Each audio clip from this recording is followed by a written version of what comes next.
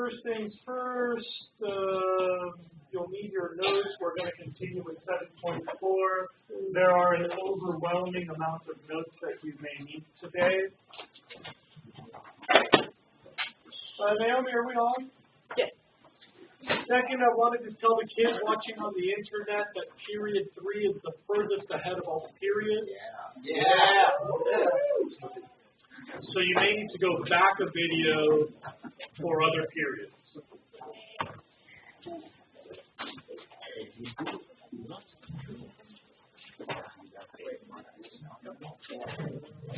Did anyone get to see, excuse me.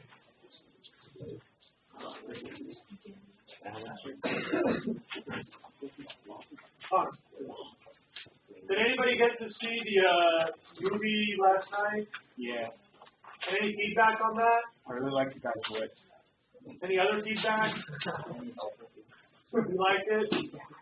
Anybody else have anything to say? It's really depressing. Seems like something that should be, like, more well documented. Yeah, I mean, I think a lot of people feel really powerless because there is this economic reason to limit the information. And so now we don't know what's being used, so we can't research if it's the thing that's causing illness. And it's very difficult to map groundwater, and in the meantime, there's a business imperative to just go for it. Yeah. So it's really frustrating that business versus public safety isn't more clearly prioritized. I mean, just because something times it doesn't mean I'm trying to do it after it. Yeah, and so to some degree, there is a legitimate public health interest to either limiting or controlling or researching or publicizing. But it's tough, like as the public, we have to fight the business world in this case. And that makes a lot of people feel kind of, I don't know, defensive if you're into the business side or powerless if you're on the public safety side. It's a damn shame we can't kind of make that work out more reasonably for everyone. All right. If there's nothing else to say about Gasland,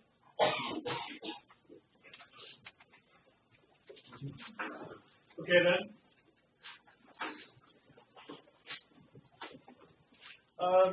Did we talk about marine yesterday? Yeah. We did all 5 marine? Yeah. Did we talk about wind yesterday? Okay, well, we'll start there.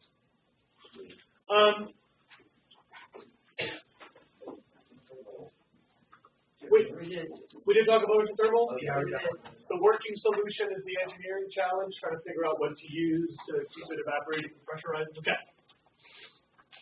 So, we're on number 33. Wind power you kind of know about already. Wind blows, turbine spins. Remember, by the way, I don't know if I told you this yesterday, that in this case, current power is weak and drag is extreme. So this is not that practical, and really it's tough to find a current strong enough to spin a blade. But here, the power is greater in wind, most places, and the resistance of the air is far less than the resistance of the water. So this is actually, in energy terms, pretty economical. You've got a lot of energy coming from wind and very little resistance to the spinning. So you can translate all that wind power into pushing the magnets and wires past each other. Placement is key, and that's a really big deal because most of the places that have a lot of nice wind have a nice view. It's kind of funny how that works. Coastlines, ridge lines in the desert. So like even if you're in the Mojave, I heard someone say Mojave, like the Mojave has windy spots, but in the Mojave, the wind is on the ridge lines or in the mountain passes. And coincidentally, those are the only places in the Mojave that might have some sort of view quality. It's really a funny thing about wind power that you can't put it in any place that is like it. that there is a significant trade-off with wind value and view value. The engineering future of these is making them bigger. The only things that limit our profitability and our environmental benefit are the scale. If you can make it bigger, you'll make more money. And if you can make it bigger than that, you'll make even more money. So everybody who does wind power is buying the best materials engineers to see if they can't come up with a better mousetrap. In this case, a new blend of carbon fiber and air pockets and high-tech metal alloys with ribs. I don't know what that tech they're talking about. There was a really classic example. If somebody can find this on the internet, I'd love it on Facebook. I believe it was one of the Kennedys who was highly active in Natural Resource Defense Fund. I believe he was a senator, maybe a representative. Might have been Ted Kennedy, I don't know. One of the Kennedys. A very pro-environment liberal with very pro-environment liberal constituents. Made a reputation for always pushing green energy, always fighting dirty coal. He proposed in his region to put an offshore wind farm. And all of his liberal environmentalist constituents blocked it because it was going to wreck their view. And the big message sent to the American public was, if one of the most liberal congressmen with one of the most liberal constituencies can't put a wind farm for aesthetic reasons, where will we ever do this? And that was like a really touchy political issue. I know that this is an environmental science class, but those of you who have an interest in politics should really look into this. It was kind of the smoking hypocrisy of people who wanted environmental benefit, but of course not if it's going to wreck my view. Aesthetic issues are major. And frankly, I think this is way prettier than an oil rig.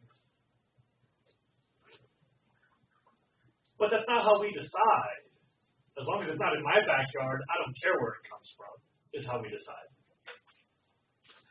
So there are major aesthetic issues, and this is a big whoop. Another hypocrisy involved with wind power. If Ryan's coal-burning power plant might threaten a couple of animals with air pollution, we shut down his power plant. But this green energy is like one of the deadliest things for birds on Earth. Like number 1 is cats, number 2 is glass windows, number 3 is wind power as a threat to flying animals.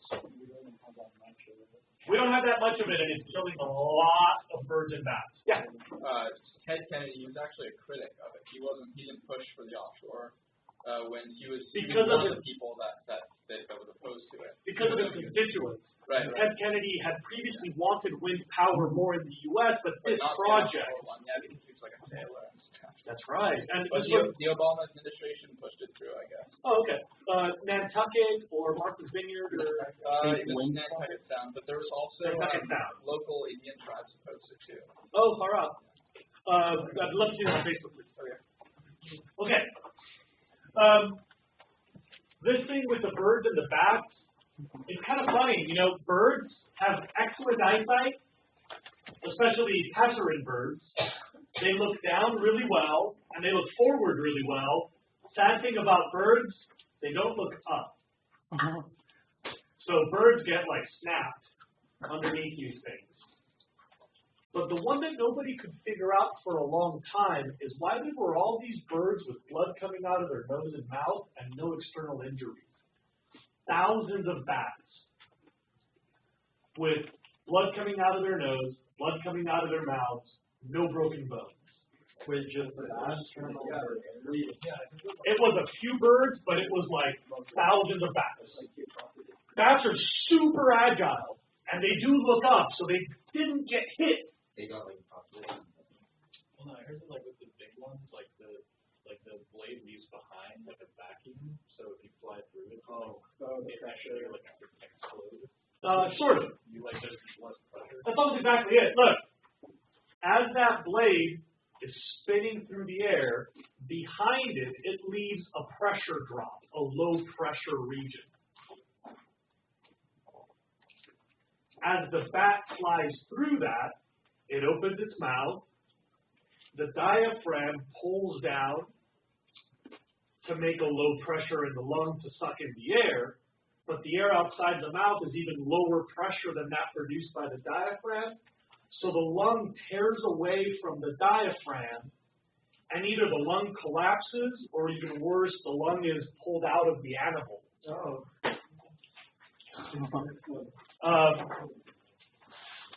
It's funny, because at first people thought, put lights on there. It'll scare off the birds.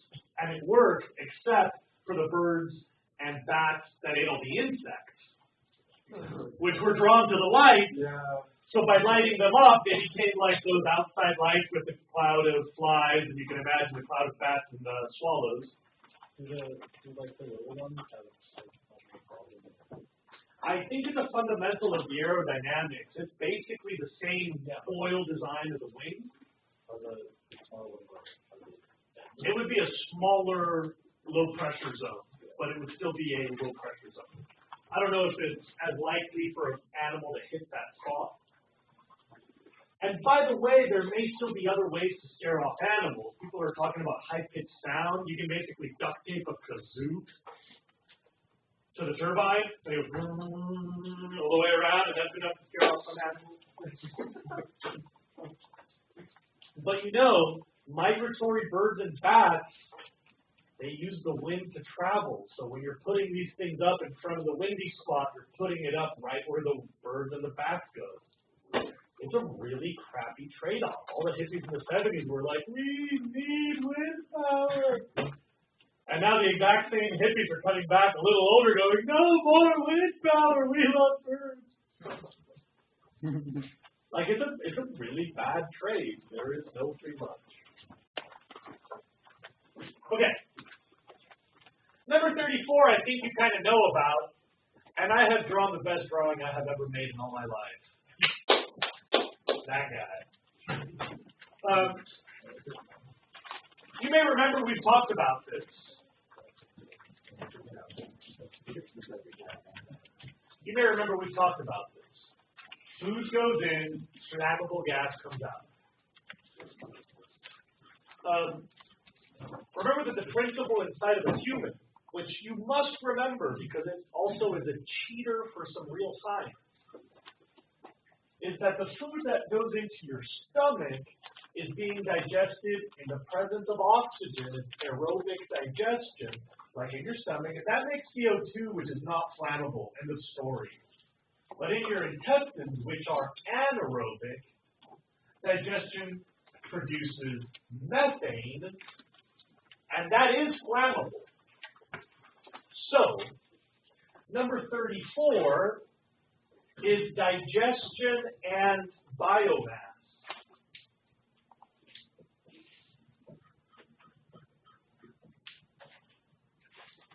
In the simplest scenario, you can take biomass, light it on fire, and cook your meth and make your steam. Okay, you can boil your water and make your steam. But in a slightly more complicated scenario, you can build an intestine. It's called a digester tank. And by the way, one of the first places to do this commercially was in California. Anybody here heard of Petaluma?